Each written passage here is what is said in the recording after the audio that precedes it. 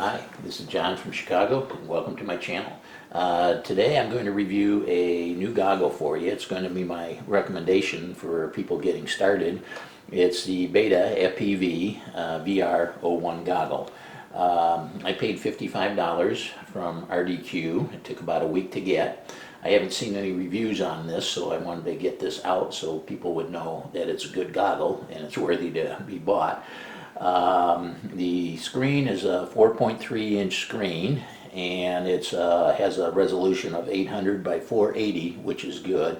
That's the same resolution that your Eachine EV800 have, which are a 5-inch screen, but it's the same resolution, and that was my go-to recommendation before. But that goggle now in diversity model is now $100, where this is $55.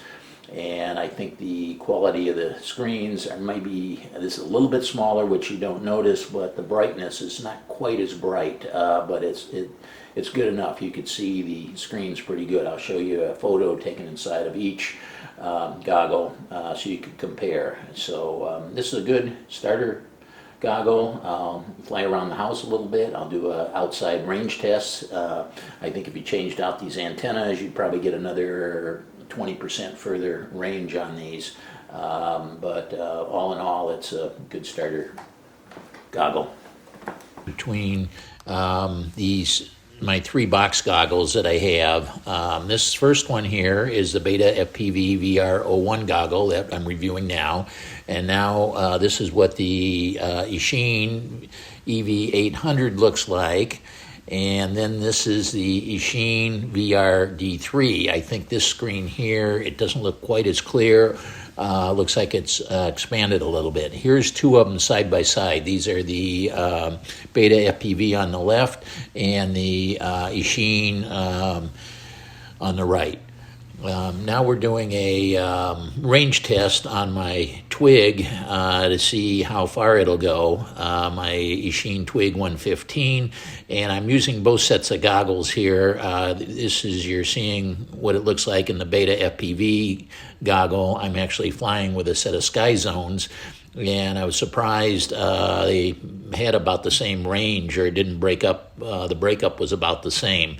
Maybe the Sky Zone got a little bit further, but we're starting to, that mailbox you see right there is 165 meters from the start.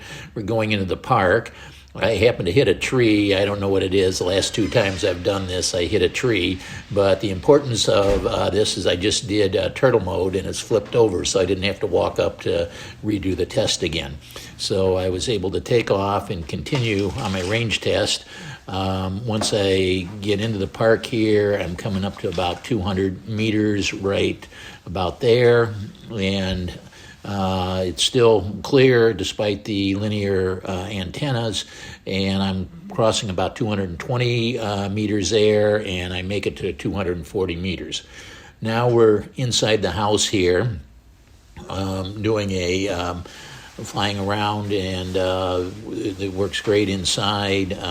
Most goggles work a little better inside than outside. Outside sometimes a little bit more challenging with light, although with these big windows here you also have some light problems. But overall, I think for $55, this is a good starter set. One of the things you want to look at is comfort. This one fits me not quite as good as the, well, I'd say it's as good as the EV800, but not as good as my 007s, my first set. Those were the most comfortable for box goggles, but the resolution wasn't any good.